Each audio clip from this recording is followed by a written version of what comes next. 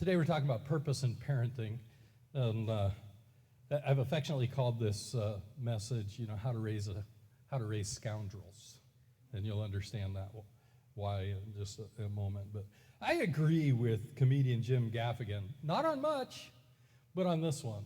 He said, sometimes I don't feel qualified to be a parent. I call those times being awake. And I don't know if you feel that way or have ever felt that way. But I shared in our little small group time today when we brought our son home, we had this incredibly scary moment. First of all, when he was delivered into the world, Bob, our doctor, who also went to our church, said, I had been bragging the whole time, like, Bob, are you going to let me catch him? I want to catch him. He's like, I might let you cut the cord if you're still on your feet. It's like, I just remember that moment of, and then in the moment came, I'm like, you catch him. I don't need to cut that thing, but I did. But I don't need to do that. Just do your thing, Bob. And Bob wasn't in there for more than 2 minutes. It was the nurse that did all the heavy lifting in the whole, Julie did all the heavy lifting in the thing. But the nurse is the one that was really, doing that work or whatever. But I remember that moment when Ian was born, and I'm just sitting there and I'm just amazed. And Bob says, Corey, are you going to tell? It was a surprise. We didn't. I don't mean we didn't know a baby was coming, but we kept it a surprise. We didn't know if it was going to be a boy or a girl. And so Julie's waiting to hear, what did I have? And Bob's like, are you going to tell her what you have? And I said, Julie, we have a baby. For 9 months, she kind of knew this was coming. And in that moment, I realized we have a baby, and that meant we were parents. And I was scared to death from that moment on. And then they had the nerve to send that baby home with us. Do you remember that feeling? You just keep them at the hospital forever. You know how to take care of them. I have no clue what to do here. I remember, when they told us, okay, so you're going to change diapers, and this is how you do it. I'm like, could you walk back through that again? For 2 days straight, I just kept saying to the nurse, hey, I don't know how this works. I tried that again with our second child, and they're like, no, you know how to do this. But that whole way through, it's like, I don't know about this parenting thing. But with Ian, when we brought him home from the hospital, we brought him home in a tornado warning. Now, understand, have you seen the little meme about you have all the fixings for the tacos, and that's called a taco watch, and then you have the actual tacos prepared, and they call that a taco warning. We were in a tornado warning. There were tacos. They were made. There was a tornado a couple miles from our house. And so we bring Ian home, and the siren, which feels like it's right next to our driveway, is blaring. Get to the basement. So we're running in, You picture that first moment of carrying that baby through the threshold, like, oh, we're home, and it's going to be this beautiful moment in that beautiful nursery that we prepared. And no, we took him down into my office in the basement, which was barely livable by an adult at the moment. It's like, what are we doing down here? How do we know when it's okay to go upstairs? Well, it's never going to be okay. We have a baby now. Remember that moment of parenting, you're just, I don't know what to do in all this. I don't feel qualified. And there's probably some people that never really outgrow that stage. Maybe they never are qualified or were qualified. I feel like I might be qualified by now, but that's only because I have a really good teacher. Most of the time, I went through everything very unqualified. But I love in that movie the way that Ed interacts with his daughter. And here she is, she's in need of a liver, and such a scary moment. And I think the first time we see this, he looks in her eyes, and they're turning yellow. And he's like, do you want to go on an adventure? Every time at the hospital, it was an adventure. And she just looked at him like, yeah, And I would have been in panic mode, like, oh, we got to take shelter. We got to run. I'm scared to death in this moment. But no, Ed just says, you want to go on an adventure? And she knew her father was with her. And she just shook her head. Yeah, Daddy, let's go on this adventure. And they did over and over again. And it takes a special parent to turn fighting a health crisis into going on an adventure, or really any crisis. And I don't know, they should put a warning on the diaper or on the blanket when you bring them home from the hospital that says, warning, crisis lurk around every corner. Like, I don't know if they still have this because they have the internet, but before the internet, they used to have this magnet that they would send home with you from the hospital. We wore ours out. I didn't know you could wear a magnet out, but it had the phone number on it for Ask a Nurse. And so every time we'd call them on that thing that was that landline thing, we'd touch that little magnet. I think we wore the ink off that magnet trying to dial that phone number so many times. Because who are we to be raising parents? They got a sniffle. I remember one time I thought Ian was going into convulsions, and he'd do this. He's just funny like that. He still does that kind of stuff, you know. But when he was less than a year old, I thought he was having seizures. You know, is this epilepsy? What is this going on? And as a new parent, you fear that, and you're like, what is this adventure of parenting? I thought one of the other beautiful things in this movie that came across really strong was just the love that this man had for his children, the love that his mom had for him, watching him go through this crisis as an adult, and then the love that this stranger developed for these children. And I just thought all the way through, his passion for his daughters was evident to everybody. I don't know that I felt that from my parents early on. I felt it definitely later on in life. Like, these people were really passionate about me. And my kids tell me I'm a little too passionate about them, too. Probably so. Is your love and passion for your children evident to all? Tim Kimmel says something really interesting, and I think this really is parenting in a nutshell. Tim Kimmel says, you've been handed a piece of history in advance. Think about that. Your kids are going to make history. You don't know what each chapter heading is going to be, but you're formulating, and they're formulating a history. You've been handed a piece of history in advance, a gracious gift you send to a time you will not see. And you play the biggest role in that history, in how that history will ultimately be recorded. What a great picture of what parenting is.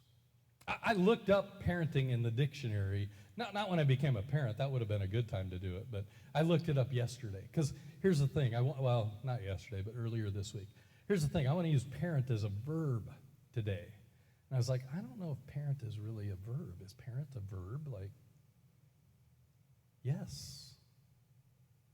As a matter of fact, I think parent is always a verb. A parent is always on the move. It's always something in action. It's never something passive. That's not parenting. To parent something is to take an active role in their life, to be an active presence. And some of you had awesome parents, and I'm really grateful that you had great parents. And you watched them. In our little triad today, it was evident that Peggy had very good, godly parents, and it was evident that Lindy had good, godly parents and great role models for parents. And my parents were a step from prison most of the time.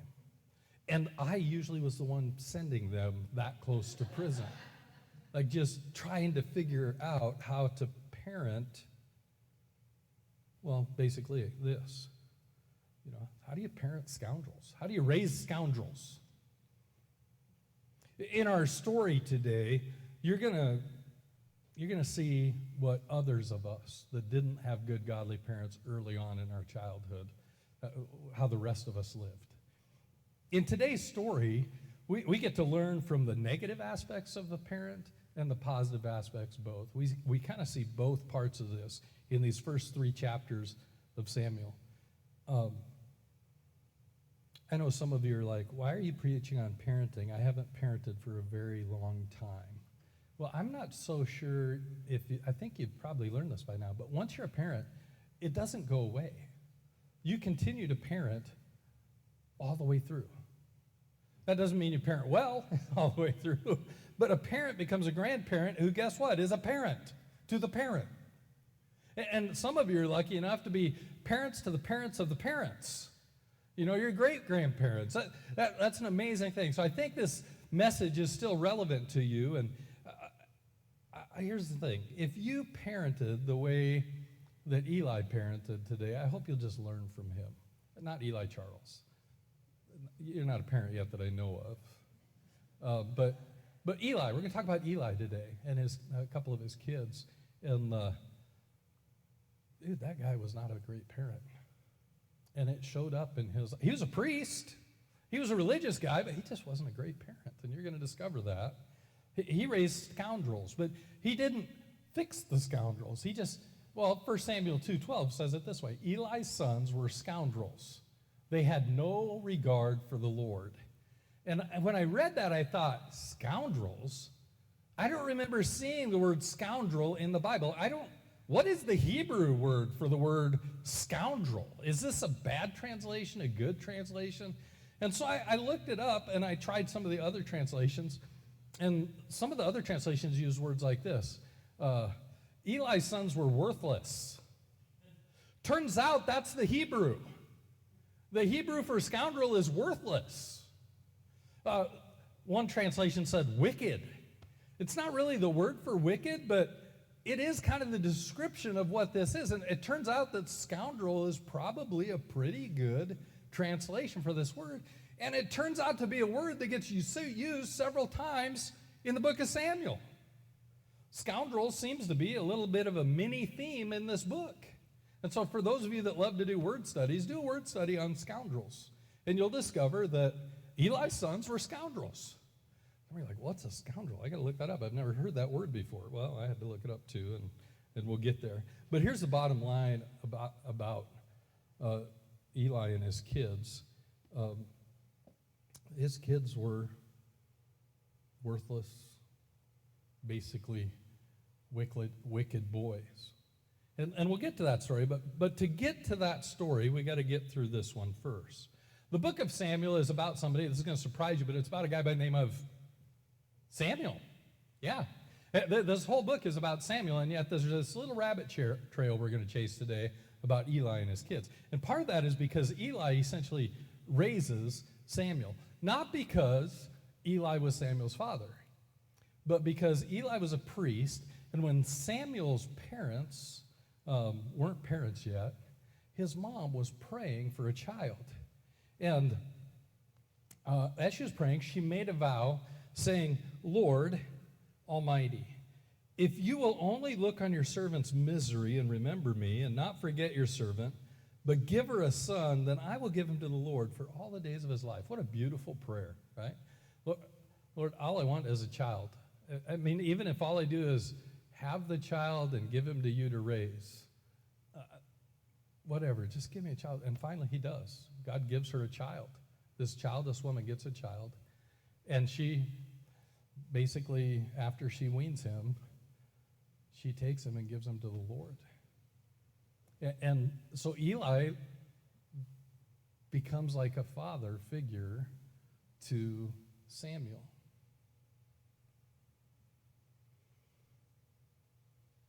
Her prayer ended with this idea, go in peace, and may the God of Israel grant you what you have asked of him. Now, soon after that, Hannah becomes pregnant, gives birth to this son named Samuel. Samuel is all that she'd hoped for, and she does what she says, and she gives him up to the Lord. She goes on to have other children, which is a beautiful part of the story too. But look at chapter 1, verses 27 and 28. She says, I prayed for this child, and the Lord has granted me what I asked of him. So now I give him to the Lord. For his whole life, he will be given over to the Lord.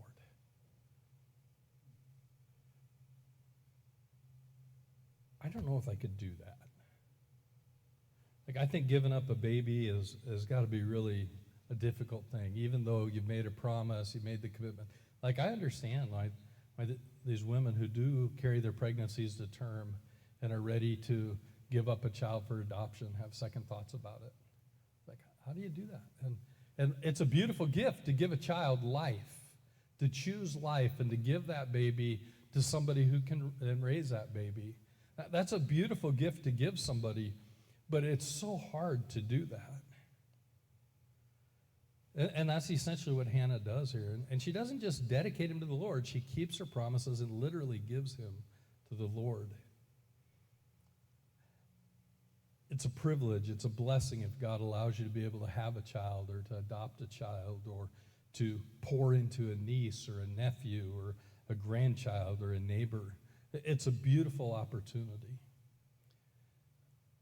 I don't know if Eli was ready for this. Like when he signed up for the priesthood, I don't know if he knew that that meant he was going to raise kids, especially somebody else's kids. When we go back and we see what's going on here, Eli's sons were scoundrels. They had no regard for the Lord. In our text, we learn that Eli, the priest, has two sons. Their names are Hophni and Phinehas.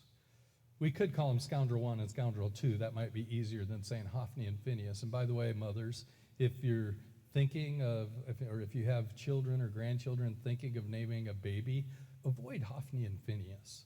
These are not names that we want to carry on through the generations. And part of that has to do with the story of these two men.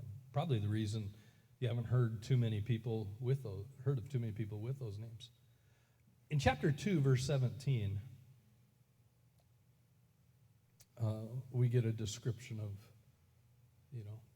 just kind of a summary of these two scoundrels. It's really a fairly simple description. It says, "The sin of the young men was very great in the Lord's sight, for they were treating the Lord's offering with contempt." Now here's the thing. If you read the story that's about, you're probably scratching your head saying, I really don't get that. And that's okay, because you didn't grow up in a culture where the priests received meat and it's sacrificed, and basically there was this method that the Lord gave to the priests to get paid. When the food's being cooked or the fat's being burned off, stick your fork into the meat, and whatever you get, you keep. It was kind of an interesting process, and as you read through the story, it's like, this doesn't make any sense. It doesn't have to make sense to you. It doesn't have to make sense to me. It is probably confusing because this is not our culture. But understand that when this story is told, the scripture just simply says, the sin of these young men was great. Why? Because in the Lord's sight, they were treating the Lord's offering with contempt. And that tells you, when somebody is willing to take the good things that the Lord gives us and treat them with contempt, that tells you a little bit about the nature of these two guys. By the way, I want to just bounce back to the video we saw at the beginning today. This beautiful video of Toby Mac and Blessing Ofer. I think that's how you say his name. What incredible music that is. And not because it's hip-hop. I'm not really a hip-hop fan. I don't even know if you'd call that hip-hop for sure. Not because it was beautiful and they had incredible voices, though they did, and it was. But because Toby Mac recorded that song less than a year after his son committed suicide. And he sang about the goodness of God. And Blessing Ofer, who's at the keyboard there, came over as a child from Nigeria with a childhood illness. He came over to get help with his medical condition, and eventually he becomes blind. And he's singing about the goodness of God. He has another song, I'll play it another week for you, but he has a song, and I just heard it. I heard it in an unusual spot yesterday. I think it was on a TV show or something. It's called, it'll be Brighter Days. So I don't know if you've heard that song, Brighter Days, but it basically says, he says, I'm going to see brighter days. The guy's blind. And he knows and has confidence that there are brighter days ahead. That's what I loved about that story and why I wanted you to hear that song and see those guys, is that there are brighter days coming. And the goodness of God can capture our attention in the worst of moments. Toby Mac can sing about the goodness of God less than a year after he loses his son to suicide. I don't know if I could do that. But those two guys, Toby and Blessing, they're about as opposite of Phineas and, I want to say Ferb, but Phineas and Hophni as you're ever going to find. These two treated the blessings of God with contempt. Those two, they found the blessing and they honored it and they celebrated it. It's a beautiful song. So what are we talking about today? Here's the thing. If you want to raise a scoundrel, here's what you need to do. I know you're wanting to take notes on this, but if you really want to raise a scoundrel, here's what you have to do, parents. First of all, friend rather than parent your child. That's the best way to raise scoundrels. If you want your kids to turn out like Phineas and Ferb or Hophni, just be their friends, right? That's what you need. You need a friend, and that's what God's provided in your kids, a friend. And you didn't have friends for parents, and you want your friends to love you and like you. And this is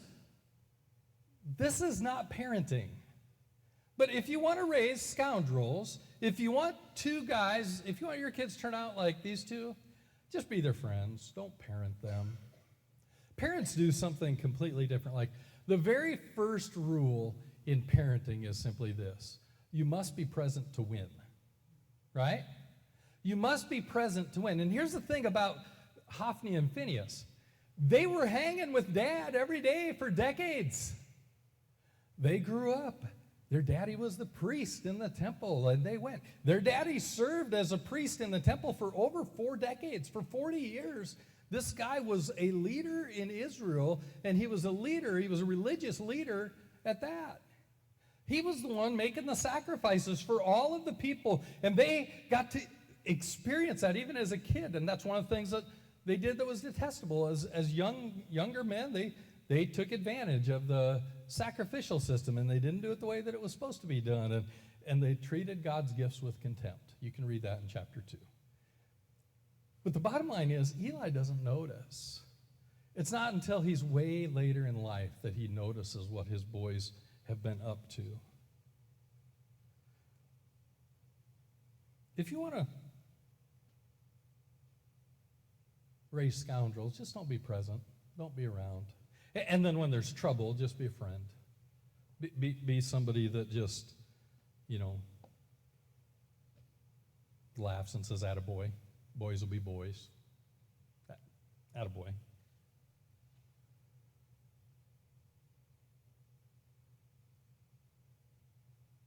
I wanted my kids to like me.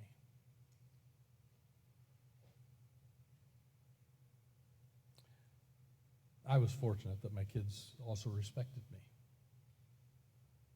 I think that's one of the big differences. Like, as a parent, you're not promised that your kids are going to like you, and they're not going to like every decision you make.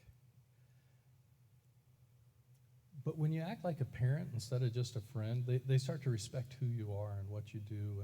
And long term, especially, they'll cherish that and they'll value that. There's nothing that says, I love you, like treating that child as a special treasure in your life that needs to be guarded and protected. I've shared this with you probably once before, but up until the age of 15, I told my son this. Up until the age of 15, it's been my duty to keep you alive. Now that you're 16, it's your job to help me not kill you. Right? Because 2 men in the house that I grew up in, it didn't work real well. I remember at 17, my dad and I were both ready for me to be out of the house. He might have been ready when I was 17 months, but at 17, I knew I needed out of there. There wasn't room for 2 men in the house. It was tough. And that's part of our job. And that actually kind of leads into the second thing that I think you can do if you want to raise scoundrels. It's this simple. If you want to raise a scoundrel, do this. I don't know why that comes back up again. I must have touched it wrong. Criticize them rather than encouraging them. If you want to raise a scoundrel, Make sure you tell them everything they're doing wrong so they know they can't do anything right and they just give up on it. There's a big difference between offering encouragement and criticism. We talked this morning about the words of affirmation, and I was trying to think when I was writing those questions for our triads this morning, I was trying to think, what kind of things did my parents say to affirm me as a human being when I was younger? And I started to write a question. I thought, well, I'll have people talk about this. What are the words you actually remember your parents saying to you? But I was afraid that would completely go the wrong direction. Because most of the things I remember were very negative. And I had pretty good parents. It wasn't until much later in life that I received the kind of encouragement that I probably needed from my dad. You know, you probably remember this. I remember this. I remember the time my dad told me for the first time that he was proud of me. I about wrecked the car with my kids in the back seat. Yeah, it wasn't high school graduation. It wasn't college graduation. It wasn't when I had a kid or got married.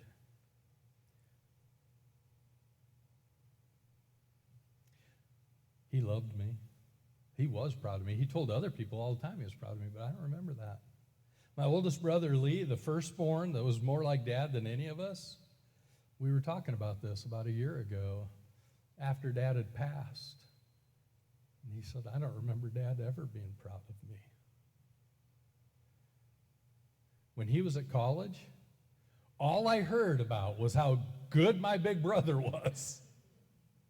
But Dad never bothered to tell him. And so I told him. I don't know if he believed me, but don't leave that up to somebody else to say. It's not too late now to tell your kids that you're proud of them. Find something to catch them in. Be encouraging to them. Here's the thing. God has this beautiful plan for parenting where we're going to release our kids. They're going to become something. They're not just going to stay home. They're going to do something on their own. They're going to become someone. They're going to do someone. And as a parent, it's your job to raise them to let them go, not to keep them home and eat them. Right? It's not like some people raise chickens for the purpose of eating their eggs or maybe even eating the chickens. I don't know. Do you do that around here? Some people raise goats so that they can milk the goats or eat the goats, you know, but they want to keep them around. But that's not what you're doing. You're raising a child to be released into the world, to live their own life. And so God's plan is for there to be this progressive releasing. In those early years, you're establishing rules. You're helping them know what's right and what's wrong. And you're saying to them, because I love you, you have consequences. Anybody have consequences for their actions as a kid? Yeah. I'll tell you this story another time, but I built a retention wall 3 times as a teenager. And I probably deserved something more serious than rebuilding the wall that I didn't rebuild the first time, but the first time was for stealing a car at 10. 10 years old seems awful young to rebuild a retention wall. I could barely lift the blocks. But you do adult things like take a car and you get adult consequences. Like the consequences could have been a lot worse, right? My mom and dad were good about that. They made sure that we faced the consequences for our actions. And they would tell us, you know, if you do this, you're going to have consequences. Now, that's not criticism. That's parenting. That's not child abuse. That's parenting.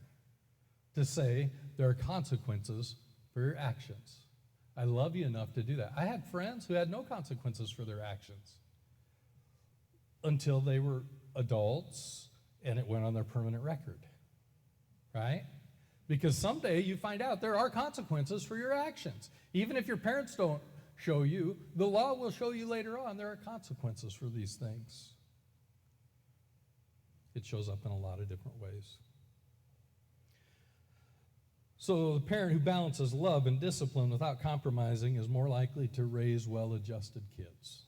This is a great principle. You've got to have consequences. You've got to speak truthfully and parent them. It's an active thing. You must be present to win, and you should encourage, not criticize everything they do. It's interesting to me that there aren't very many times in Scripture where God's voice is heard audibly, especially in the New Testament. But do you remember him speaking out audibly in the New Testament? Do you remember when a voice came from heaven? Do you remember what it said? It was an attaboy. This is my son, in him I'm well pleased. That's what he said when, this is my son whom I love. I'm pleased with him.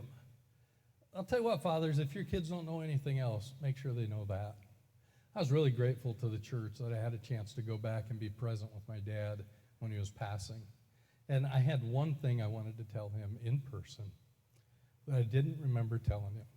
And I was sitting here in worship. Joe was leading the song, Good, Good Father. And it dawned on me. I don't think I ever told my dad he was a good father. See, this works both ways. Parents, encourage your kids. Kids, encourage your parents. Grandparents, encourage both because they're at war with each other. Do what you can to encourage these things.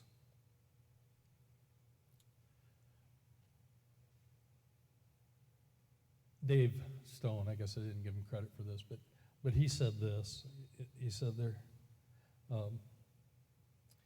if you don't hear those words of affirmation, you become an adult child who longs for them and still waits for that verbal validation. Sharon, to me, is a very interesting character in the movie. And I was texting my brothers last night, and I'm like, you know, my mom didn't look anything like Hilary Swank, at least when I knew her. We pretty much destroyed that for her. But this character reminds me so much of my mom. You know, I mean, my mom was a hairdresser. My mom had a rough marriage. My mom was a heavy drinker and a heavy partier early on in life. My mom loved taking care of other people's kids, had a deep love for hurting children. I was talking to my brothers about this or whatever, but here's the one that stuck out the most to me. My mom had a mom much like Sharon's mom. Sharon's mom was drunk, basically absent, as were her foster parents. It doesn't bring that out in the movie, but I listened to Sharon speak about her life on a podcast a few weeks ago. And she was raised in the foster system.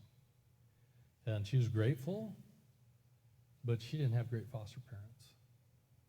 She didn't get these kinds of words of affirmation we're talking about. And her character, it shows up in the way that this woman is portrayed and the way she's portrayed by Hilary Swank, I think, as this woman who really needs affirmation. And so when she hears those words, this is a spoiler I don't want to bring out there, but when Ed lets into her on the porch, or even when her own son, Derek, when Derek says to her, man, I feel sorry for that little girl because she's counting on you. That's a powerful moment. And I think about my mom in that moment.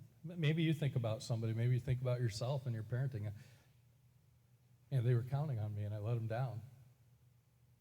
Well, today's a new day. Turn the page. Encourage. Don't just criticize your kids. John Eldridge talks about this. He says, your son or daughter, no matter how old, will always want and need to hear these words from you. You have what it takes. You're worth fighting for. Those are powerful words. And the opposite is powerful as well, even when unspoken. Again, Eli raised two kids to be scoundrels.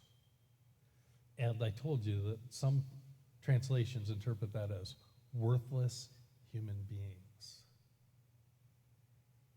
Man, when a kid is told early on that they are worthless by our words or by our actions, those are powerful statements.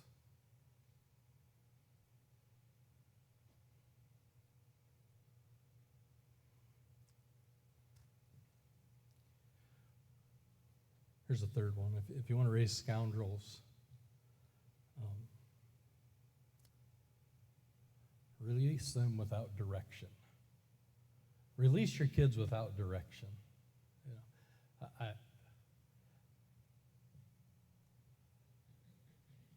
probably shouldn't use this illustration, but I will. Kansas City was shocking to me. Shouldn't be at this point. Whenever we put 1 million people in a city together, it seems like somebody gets hurt anymore. But it was shocking because there was this report that, hey, this was just a little fight that went on between a few people. Except that the gunman sprayed the crowd with bullets with no real direction. And that's scary to me. But so is people who parent without giving their kids direction.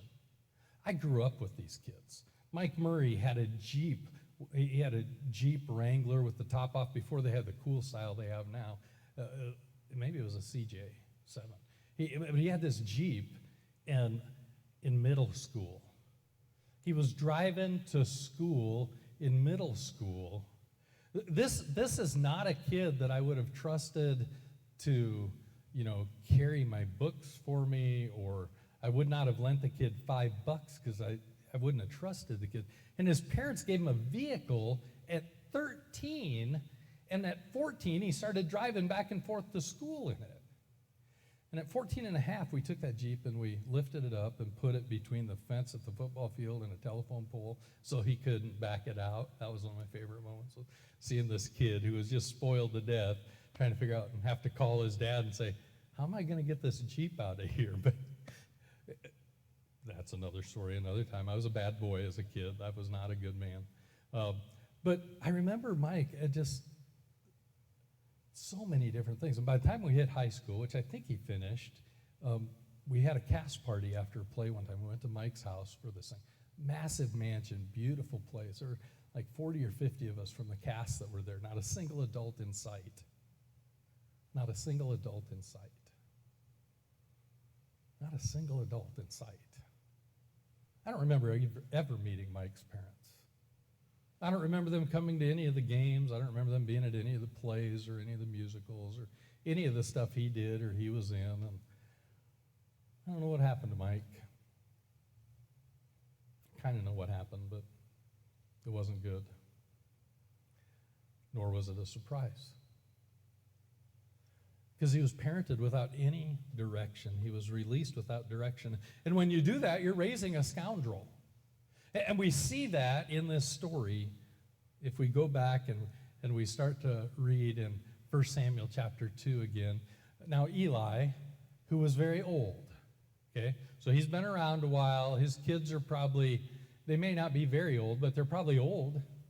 And by the way, I don't know what old is. Like, I got this text this week, and Jerry was working on making things beautiful in the bathroom at the ladies' restroom, which, man, I don't know if you saw that today, but I hope not. So she's in there trying to beautify the women's restroom, and she's like, I've got this little 4x6 place that I just need something like a sign or a picture or something, and I found this really the perfect picture to put outside the women's restroom. It's a little girl. It looks kind of like, you know how you have the sign on the men's room and the guy looks like this, and the girl looks like this and has a dress. Well, this sign, the girl's like this. I was like, that's what little girls need to see when they're looking for that room, is something that looks like them. Like, we need that.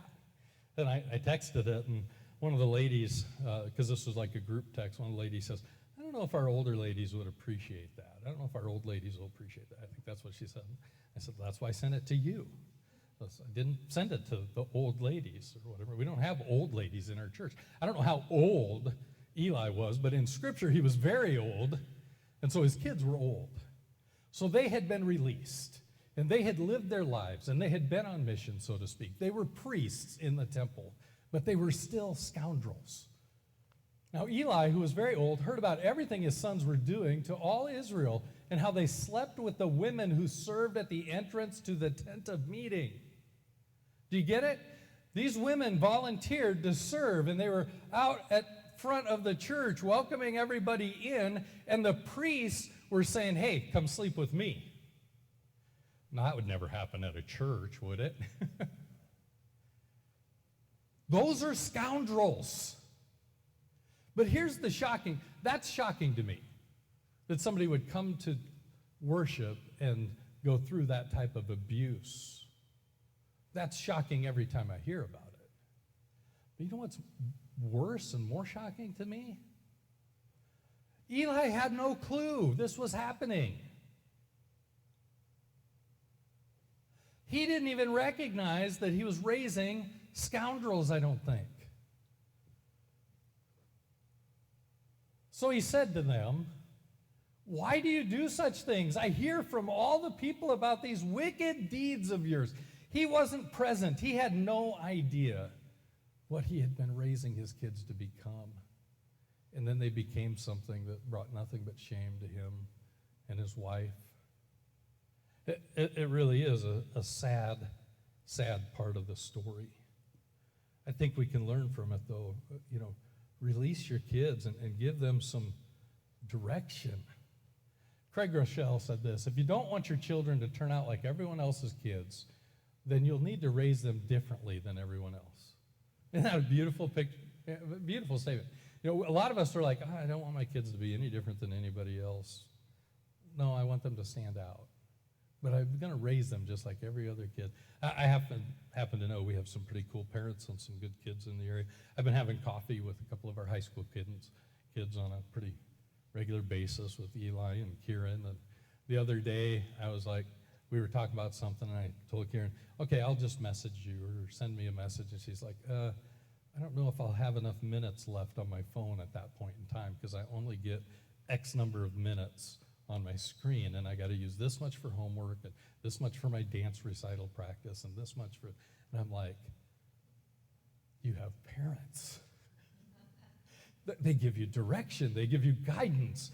You're so fortunate. I doubt that she felt fortunate to have limited screen time. She's up there agreeing with me that no, she did not. She does not necessarily appreciate that, but I do. Because she has parents who are giving wise counsel and good direction to her and raising her different than other parents. And she's going to turn out different than them. You can tell that already. First of all, the fact that those two people would get together with an old guy and have coffee. And that's a beautiful thing to me. I love doing that with them. My dad grew up in the Mark Twain School of Parenting. Mark Twain, if you are familiar with this, when your child turns 13, stick him in a barrel, place a lid on top, and feed him through the knothole. And when he turns 16, seal the knothole. I don't know if Dave Stone got that quite right. I've heard it slightly different than that. And I'm not even sure that Mark Twain's the one that came up with it, but it sure sounds like the guy, right? And it's what most of us want to do. We want to default to what's easiest. And I'm just telling you that if you default to what's easiest, someday you're going to hear what your kids are up to, like Eli did. And it's not going to be good news. It's not going to be good news.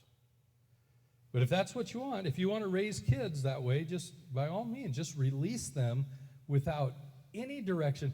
Now, Eli has this conversation with his sons, and then we get to one of the saddest lines in the whole thing. His sons don't even listen to his rebuke.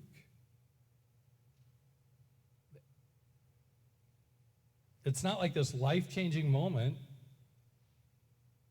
They don't even listen. He might have been better off putting them in a barrel. Lord knows all those women outside the front of the tent of the meeting would have had a better life if Eli would have raised his boys differently. I wonder sometimes if Eli was just too busy with the priestly duties, if he just was too caught up in his work, he didn't know how to be a dad. Maybe he didn't know how to have fun. There's a fun little moment in this movie. I want to play this clip if you could dim the lights a little bit. Watch this little scene where Sharon's trying to get Ed to smile.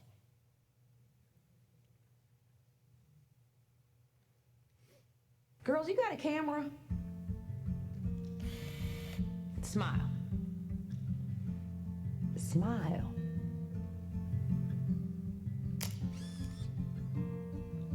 Ed, no one's gonna hire a guy who can't manage a smile. Girls, help your daddy out. That's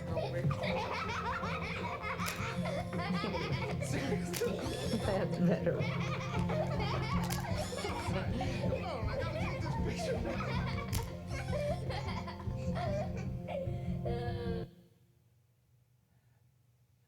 I love that little scene. Ed's trying to figure some things out in this whole thing. And he's going to figure out eventually the truth that King David figured out. Have you seen this verse where David talks about what parenting's like? He says, like arrows in the hands of a warrior are children born in one's youth. Blessed is the man whose quiver is full of them. And I remember reading that early on thinking, what a weird verse to have in the Bible. Okay, it's a blessing to have kids, but why are you comparing it to an arrow? Or what does this have to do with anything? And Dave Stone did a good job with this, and he kind of points out a few things about an arrow. That an arrow has to be straightened. An arrow has to be given direction. And it has to be released. For an arrow to serve its purpose, it must be straightened, sharpened, and released. I'd say directed as well. I thought a great example of that happened this week. On Thursday night, something really cool happened. That you all had cool things happen on Thursday night too, but Julie and I watched a basketball game. And we watched it to watch this gal. You probably don't recognize her, but she's from Iowa. Her name is Caitlin Clark. Julie's mom, her best friend Donna, back in Atlantic, Iowa. Donna was Julie's mom's best friend. Her brother is Caitlin's grandpa. And we didn't know that until this week when she started seeing all these family pictures of all the family gathering together and celebrating and everything. But this is the moment right after she breaks the record and outscores every other woman in college basketball history. There's one person that scored more points in NCAA history than Caitlin Clark. And by the end of the season, Pistol Pete will probably lose his role as the all-time scoring leader. And this gal's going to do it. She's amazing to watch. And I'm watching that, and I'm thinking, I wonder, is that her dad on the front row? See that guy in his belly up there? He's jumping up and down and cheering. Surely that's got to be like her dad. He was too old to be her boyfriend. Or maybe the guy next to her, he's like, yes. I'm thinking, surely they give family the front row seats for that moment. She only needed 8 points in that game to break the record. She still has like 4 regular season games to go. She still has the potential of the NCAA tournament that they should really go pretty deep into. And if she wants, she has another year of eligibility. And she would start that season with more points in NCAA history than anybody else. Now, to be fair, there were no 3-point shots when Pistol Pete was playing basketball. And so she has an advantage. To be fair, if she stays another extra season, it's COVID season. That's kind of the extra. That's why she has an extra year of eligibility. So there are some possibilities out there. But this young lady is amazing. And in this moment, she comes over to the stand. She's so excited. I'm thinking, that's got to be her dad. Nope, just a fan. Her dad was in the stands and absolutely melancholy the whole time. Her mom's boo-hooing, her brothers are high-fiving, her boyfriend's in the crowd somewhere celebrating or whatever. But Dad's just sitting there like, almost like it'd be the first time he'd ever seen her play. Just like, huh. But afterwards, he went down and he celebrated with his daughter.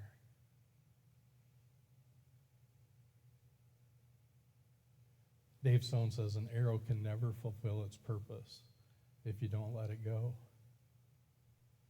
You know, if she stays in her little house in Des Moines and just plays basketball at the YMCA and doesn't go on to play the university level, she doesn't meet her purpose. If she doesn't join the WNBA next year, I don't know what they'll do to her, if they'll crucify her or if they'll celebrate her that she stayed. If she goes to work at Citgo or something like that, somebody's going to say, somebody needed to point that girl in a different direction. Stone goes on to say, and may I add that arrows fly straighter and more freely when they know you believe in them. And that dad believed in his daughter. That father believed in his child. And your father believes in you. And that's the last thing I want to talk about today. It's really, truly the first thing in importance. But it's simply this, that you have a father. And a parent should do this. If you want to raise scoundrels, teach them about God without ever introducing them to Jesus. Without ever showing them Jesus. Here's the thing. You may have been raised in the church, and you may have been raised religious, and you may be a scoundrel just like Eli's kids. They were in the church all the time. They grew up in the church. That's where they got into most of their trouble, was in the church, and nobody ever called them out on it. And maybe that's you. Maybe you grew up that way without any real spiritual guidance, like people that knew God but didn't know Jesus. They knew all about God. They knew all about his word, all about his teaching, but they didn't have that experience with him. And so an interesting thing takes place in 1 Samuel chapter 3. Samuel is also being raised by Eli. And Samuel doesn't turn out to be a scoundrel. God does something in his life despite him not having great parental models around. Because God can redeem any situation. I firmly believe that. It's the only reason none of my brothers or I are in prison or dead. Because there were many times we should have been. But God can redeem any situation. He can redeem yours. And he redeems Eli's, and not Eli, but Samuel's. God said to Samuel, listen carefully. I'm ready to do something in Israel that is going to shake everyone up and get their attention. That's the Message paraphrase. What's he going to do? He's going to kill Eli's sons. He's going to punish them for what they have done. The Ark of the Covenant is going to be removed from the nation, and the Ark of the Covenant, that's the presence of the Lord amongst these people. God is going to shake things up, and he tells Samuel, this is what's going to happen. He tells Samuel in a dream, and I'd encourage you, read chapter 3 if you get a chance when you get home today. But it's an incredible story of Samuel, laying down to sleep, and he hears his name, and he's like, Eli, are you talking to me? No, I'm not talking to you. And it happens 2 or 3 times, and finally he's like, something is going on. It reminds me of the old Bill Cosby scene, Noah, wooba, wooba, wooba, ting, Noah. Like God is here talking to Eli in this moment, or to Samuel in this moment. And Eli says, well, if God's talking to you, you need to listen to him. And I think that's the big part. Like, if you don't want to raise scoundrels, but you want to raise good kids, good godly kids, don't just help them be religious. Don't just teach them about God. Introduce them to Jesus. And when they get the chance, do this. Help them listen and obey. Samuel did not know the Lord. This is verse 7. Now Samuel did not yet know the Lord. The word of the Lord had not yet been revealed to him. I want you to think about that passage, and that's actually before the previous verse I just read. But he didn't know the Lord's voice when that came. He'd not experienced the Lord, even though he'd been in church his whole time. He just didn't know him. Eli hadn't introduced him to him. I don't even know if Eli could point in the right direction for him. But in this moment, the Bible says Eli didn't know the Lord. The word of the Lord had not yet come to him, even though he'd been raised in the church, so to speak. And I think that's where some of us can be. I don't know where Ed was in his faith walk. We don't get all of that picture in the story in the movie that we saw. But I don't think he knows the Lord until he knows the Lord in this moment. Here's what I mean by that. Throughout the story, because of his experience with losing his wife, with losing Teresa, because of his experience with Michelle, because of the hard times that he was going through, he just couldn't trust, and he couldn't find hope. And when Sharon starts coming in and bossing him around and telling him, you're going to believe and we're going to do this, and just say yes and we'll figure it out. Life is all about saying yes and then figuring it out, she says. I love that part. He's like, Ed, you're going to have faith, and until you do, I have faith for you. And that's where Samuel was at this point. He really didn't have faith until he had faith. And then he hears this message from the Lord, and he hears the Lord basically say, hey, Samuel, you want to go on an adventure? I'm about to do something really crazy here.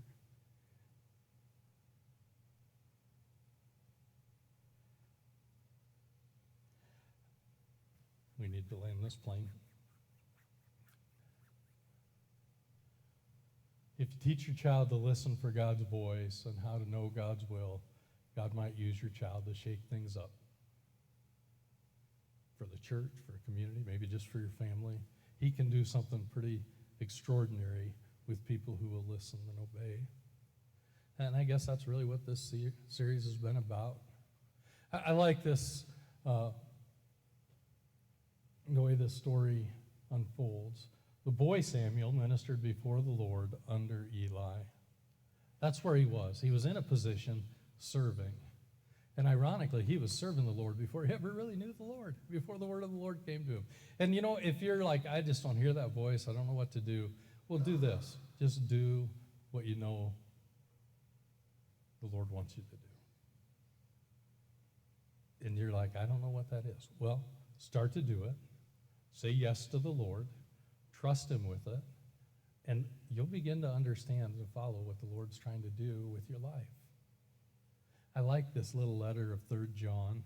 I remember wondering why such a little short letter was included in Scripture. But I take great heart to this one.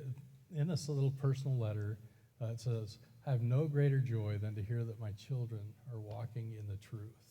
I don't know about you, but I love it when somebody come up and say, hey, you know what your kid said the other day? Or you know what your kid did the other day? And a lot of times I'd cringe, and then they'd just say, oh, he said this. Like, oh, I have no greater joy than to know that my children are walking in the truth, even if it's rarely. I don't know what that's like for you, but there's something beautiful about that to me. Dr. Crawford Lotus, who's a preacher, said this. He said, at birth, you look like your parents, and at death, you look like your decisions. I think that's a great piece of wisdom and truth, and there's no greater decision that you can make than to say yes when God says, do you want to go on an adventure? Let's pray together. Lord Jesus, in these next few moments, we just want to take a moment and say yes to you. We want to go on the adventure of parenting or being children. I don't know that you get a choice in that initially. But we all get a choice as to whether or not to trust you, to follow you, to love you. And so on this day, we make that decision and we say yes. We don't want to be scoundrels. Redeem us from that. Be that good Father that takes us on a great adventure. And may you get all the praise and the glory.